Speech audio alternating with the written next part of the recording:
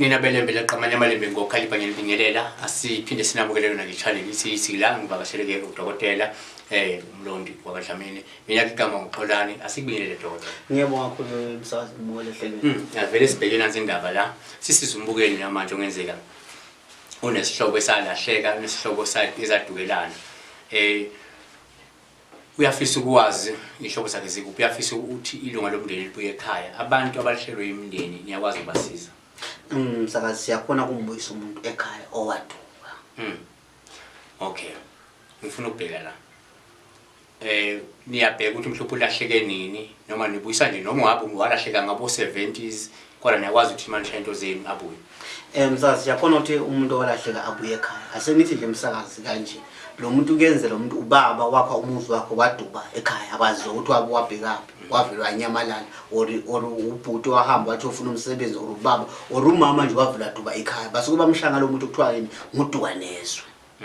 Siyakhona ukuthi simshaye simbuyise ekhaya uba kuyenze ukuthi mhlawumbe nekhumule ekhaya bathi yamcinga lo muntu loyo bathi yamcinga akatholakala lo muntu loyo hayi kuthi ngisuka aloyiwe lo muntu loyo makaloyiwe lo muntu loyo kwenza ukuthi angacabanga ukubuyela ekhaya noma ngithi ikhumule ekhaya yamcinga akekho nombonayo noma ngithiwa nihleli naye kodwa nicabanga ukuthi ngabe nguye labamveza ku TV animnotice nicabanga mhlawumbe ngomunye umuntu siyakhona ukuthi simshaye enzene akhumule ekhaya.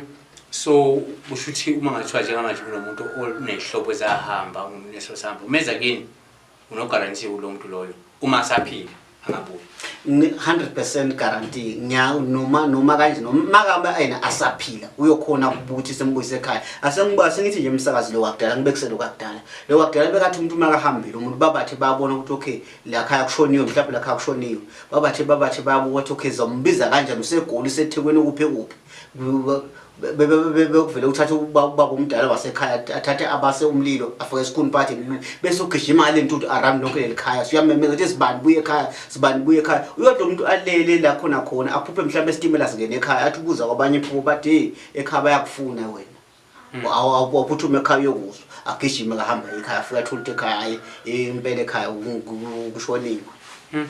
So njengamanje ngoba leyo nisasenza le process leyo noma kusekhona indlela elula etheni simsayo kukhona sikhona elula msakazi yabona nje ngiphinde ngibuyele emandulo ngithi mina bekwenzeka ukuthi lo wakudala umuntu mangabe ahambile bekuthathwa libhodo lesizulu lelinatriwenya lelinatriwenya kufaka amatshe phakathi mafaka amatshe phakathi bese kuyabasela ukuthi lamatshe maqhephuka la phakathi maqhephuka lamatshe phakathi immediately lamanzi abile lamatshe aqhephuka phakathi lamatshe maqhephuka phakathi bese nibiza igama lomuntu yamemeza ukuthi sibani buye ekhaya sibani buye ekhaya unimbona atheleka.